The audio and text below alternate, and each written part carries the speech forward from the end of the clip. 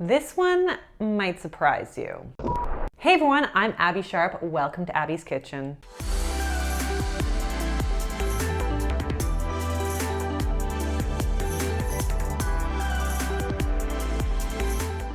Today's video is sponsored by Squarespace, and I will be finally discussing something I get asked about constantly here on my channel: my top tips for healthy weight gain. But first, let me tell you about my sponsor, Squarespace. Now, if you're not familiar with Squarespace, it's an all-in-one platform to run your business, whether you're looking to build a website, blog, online store, or use their marketing tools and analytics. I am admittedly not very tech savvy, so I often find it very overwhelming to coordinate all the different moving parts on my blog. Using a service like Squarespace to easily manage your SEO, email list, and calendar, not to mention easily import information from Twitter and Instagram, is a huge time saver and also very convenient. It's just so nice not to stress over the little things and to instead focus on what really matters. So you can check out squarespace.com for a free trial, and when you're ready to launch, go to squarespace.com/AbbySharp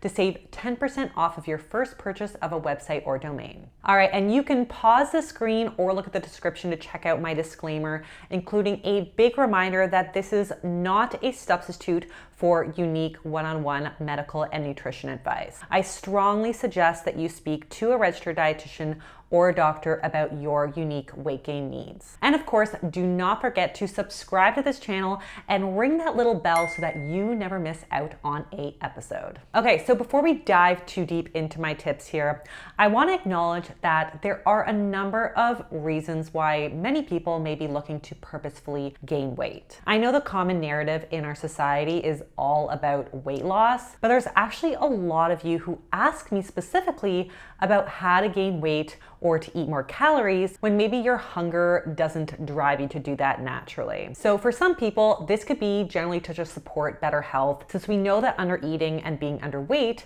is associated with malnutrition, vitamin deficiencies, osteoporosis, decreased immune function, fertility issues, growth and development problems, and digestive issues. And that's just to name a few. Now, folks in eating disorder recovery specifically may be trying to weight restore and improve their nutrition status, but might be struggling with blunted hunger cues. So if you've been severely restricting and now trying to eat more to gain weight, I strongly advise speaking to a registered dietitian who specializes in weight gain or disordered eating before beginning this journey. In some cases of eating disorder recovery, eating more could actually be dangerous to your health. But of course, once you get some guidance and clearance from your doctor, hopefully these tips can be beneficial to you as well. Now, others might be looking to gain weight for performance reasons related to sport or fitness goals, or just their daily activities of life. And then there's also a lot of you who message me about low appetite strategies in general. So whether that be related to medications like SSRIs or stimulants for like ADHD, or to health conditions like digestive disorders, anxiety, and depression. Whatever the reason, I do understand why people may feel that they need expert advice for gaining weight, and that they may want to do it in a way that supports their health long term, not just by adding calories in the form of lots of pastries and fries and soda. I mean, those foods can absolutely be part of the plan, but we still want to make sure that we're feeling our best in this process too. And that generally means eating foods that support our energy needs, cognitive capacity, and also good digestion. So with that in mind, here are my top tips. I'm gonna start with the more practical tips and then move on to the more higher level suggestions. Tip number one, focus on calorie dense foods. So this might seem like a bit of a no-brainer, since foods that are super high volume but low in calories can take up a lot of precious real estate in our tummy and make it really hard for us to get the nutrition that we really need. So you want to focus most eating opportunities on really calorie dense foods that are lower in water and fiber content and higher in healthy fats or protein. So think about things like full fat dairy, avocado, nuts and seeds, salad dressing, added oils, dried fruit, and smoothies over lots of big salads or broth-based soups. Enjoying salad is totally fine.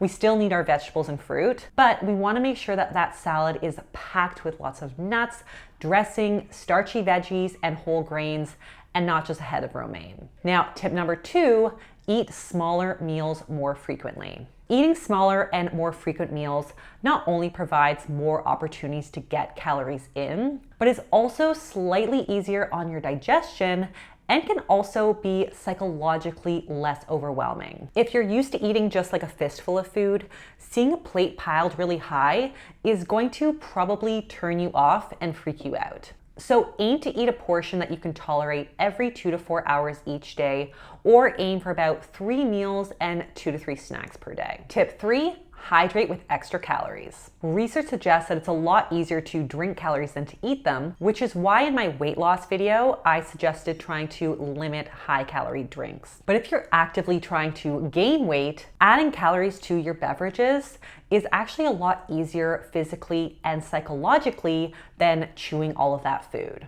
So for example, a cup of orange juice generally is equivalent to approximately 3 whole oranges.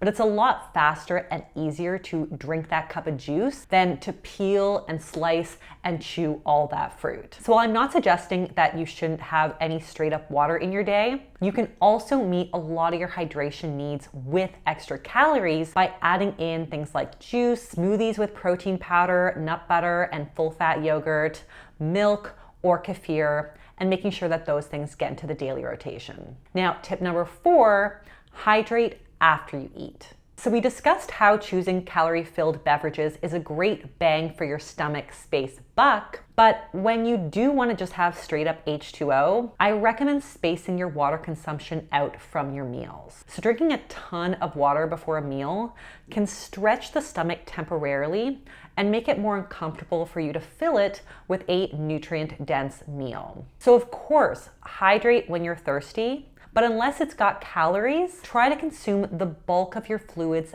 after you've gotten your food fill. Now, tip number 5, use calorie-filled liquids in place of water in all your recipes. So still on the topic of fluid and water, you can swap in whole milk, cream, canned coconut milk, evaporated milk, or juice in place of water in a wide range of recipes. So whether you're making cereal, oatmeal, coffee, soups, sauces, or spreads, adding a calorie-filled liquid in can add a ton of flavor, a nice rich body, and extra calories without any additional bulk or the perception of having more food in your day. Moving on to tip 6, dip it up.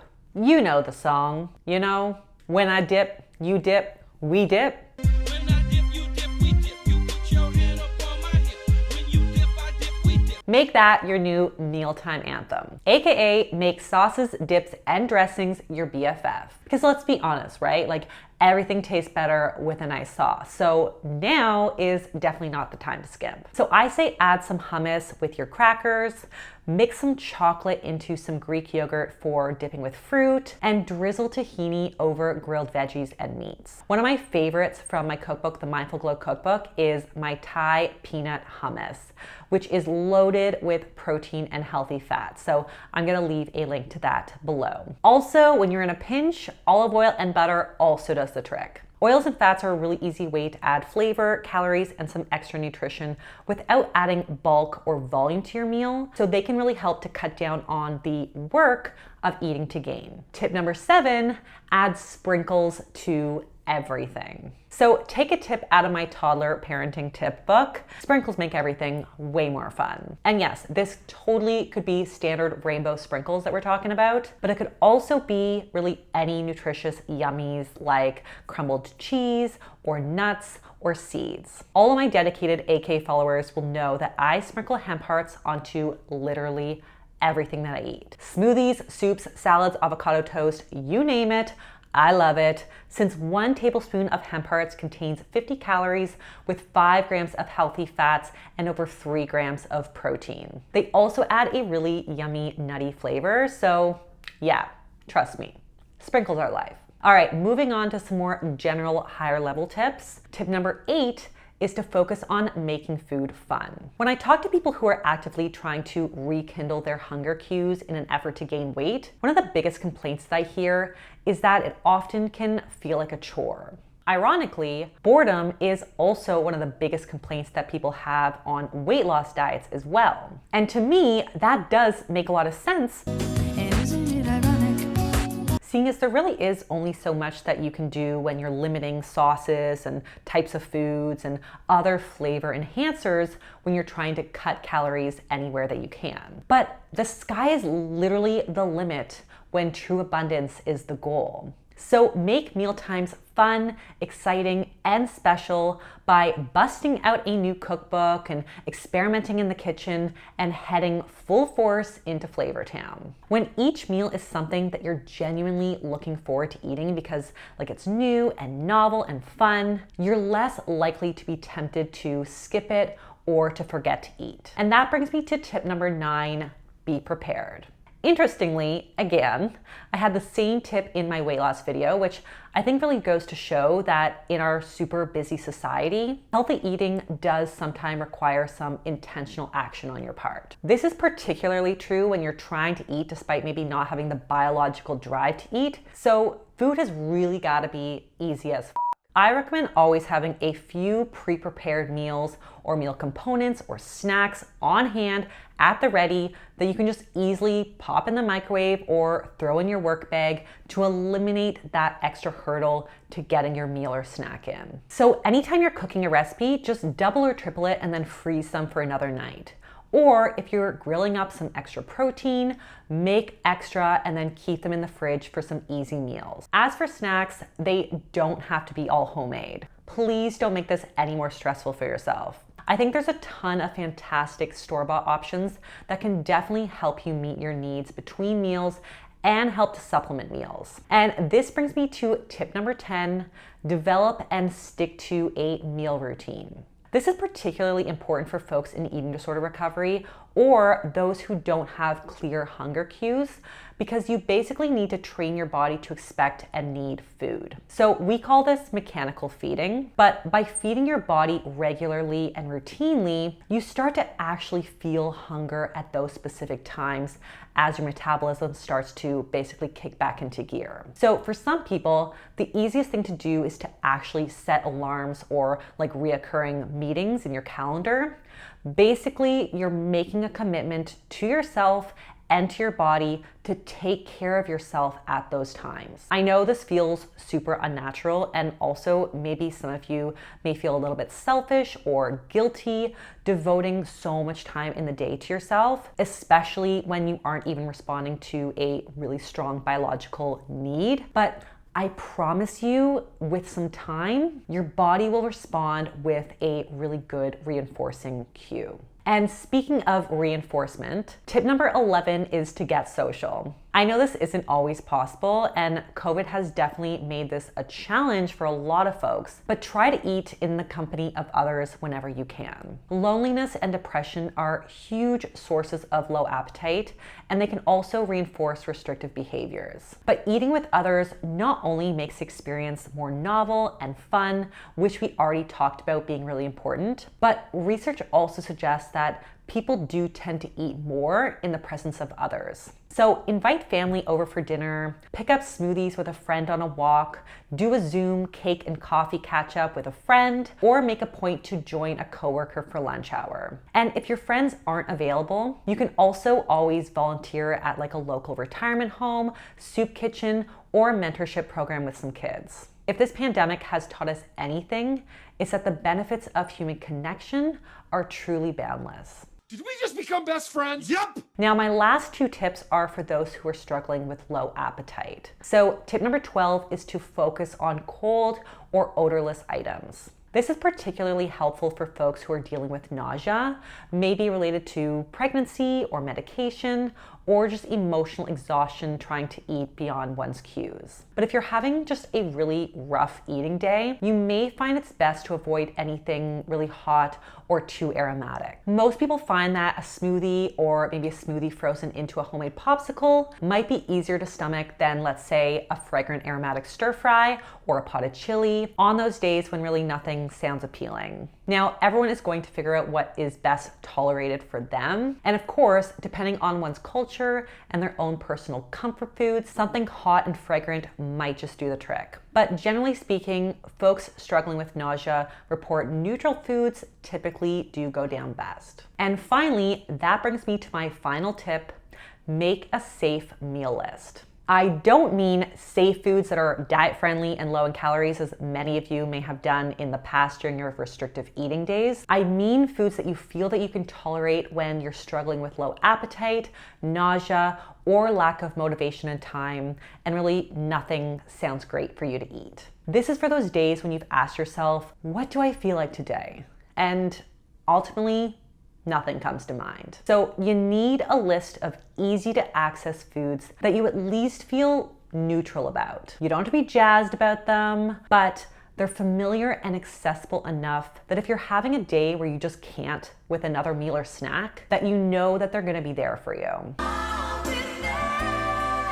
So these may be more bland or simple comfort foods like peanut butter toast or crackers and cheese, or they could be something totally unique to your culture and childhood. Not every meal or snack needs to be revolutionary. Sometimes they just need to nourish you in that moment to help get you by. So I do hope that was helpful for those who asked about healthy weight gain, but I want to emphasize that I strongly recommend working with a registered dietitian or another medical professional if you yourself are in a situation that requires weight restoration. Like I said earlier, in a lot of cases, it may actually be dangerous to just jump all in if you're starting from a place of severe restriction. So always speak to a doctor and dietitian about your unique case. Now, if you've been on a weight gain journey yourself and have discovered a really great tip or trick that's really helped you, I would love if you would share it with the rest of us in the comment section below. And that is it for today's video, folks. Thank you again to Squarespace for sponsoring this video.